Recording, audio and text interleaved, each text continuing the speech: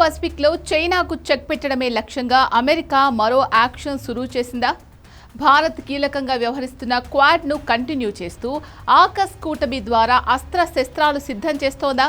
America, UK, Australia కూటమి China అంతు చూసే monster వెపన్ను సిద్ధం చేస్తున్నాయా? ఎస్, డర్టీ డ్రాగన్ అంతు చూడడమే లక్ష్యం. ఆ మూడు దేశాలు అత్యాధునిక టెక్నాలజీపై ఫోకస్ చేశాయి.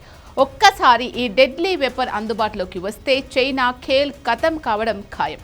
ఇది తెలుసు కాబట్టి డ్రాగన్ కస్సుమంటోంది. ఆ వివరాలు టాప్ స్టోరీలో చూద్దాం. Under water drone. Dirty dragon country టార్గెట్గా అమెరికా, యూకే, ఆస్ట్రేలియా కూటమి ఫోకస్ చేసింది ఈ వెపన్ పైనే.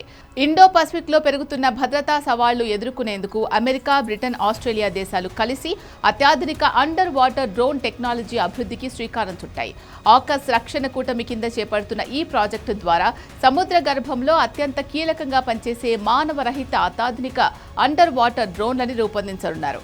ఇందులో భాగంగా తొలి దశ సామర్థ్యాలను 2027 నాటికి అందుబాటులోకి తీసుకురావడమే లక్ష్యంగా ప్రకటించారు. సింగపూర్లో జరిగిన ప్రతిష్టాత్మక షాంగ్రీ లా డైలాగ్ సమావేశంలో అమెరికా రక్షణ మంత్రి పీట్ హెగ్సెత్, బ్రిటన్ రక్షణ మంత్రి జాన్ హీలీ, ఆస్ట్రేలియా ఉప ప్రధాని రిచర్డ్ మార్లెస్ ఈ ప్రాజెక్టును అధికారికంగా ప్రకటించారు. Pillar 2 project. చైనా టార్గెట్గా ఆకస్ కూటమి స్టార్ట్ చేసిన మిషన్ ఇదే.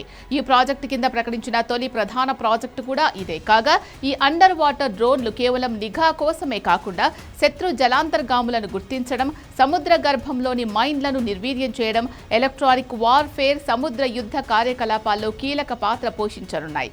అవసరమైతే లక్ష్యాలపై దాడులు చేయగల సామర్థ్యాన్ని కూడా వీటికి కల్పించనున్నారు.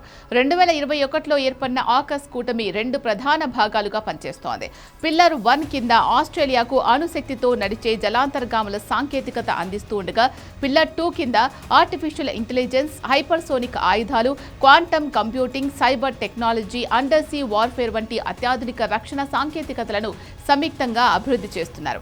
ప్రపంచ ఇంటర్నెట్ ట్రాఫిక్లో దాదాపు 95% సముద్ర గర్భంలోని ఫైబర్ ఆప్టిక్ కేబుళ్ల ద్వారానే జరుగుతోంది. అలాగే అనేక దేశాల గ్యాస్, ఇంధన సరఫరా వ్యవస్థలు కూడా సముద్ర గర్భం అడుగునే ఉన్నాయి.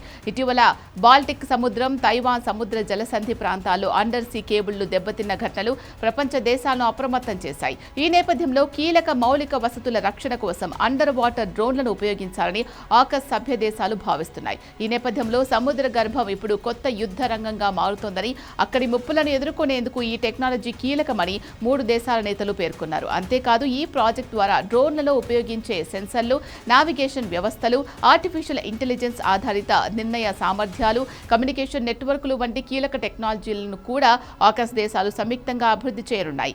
జీపీఎస్ అందుబాటులో లేని సముద్ర గర్భంలో కూడా స్వతంత్రంగా ప్రయాణించే సామర్థ్యంపై ప్రత్యేక దృష్టి పెట్టారు. దక్షిణ చైనా సముద్రంలో ఇండో పసిఫిక్లో చైనా దూకుడుకు బ్రేక్ వేయడానికి ఈ కూటమి అమెరికా, బ్రిటన్లకు ఒక వ్యూహాత్మక అస్త్రంగా మారింది.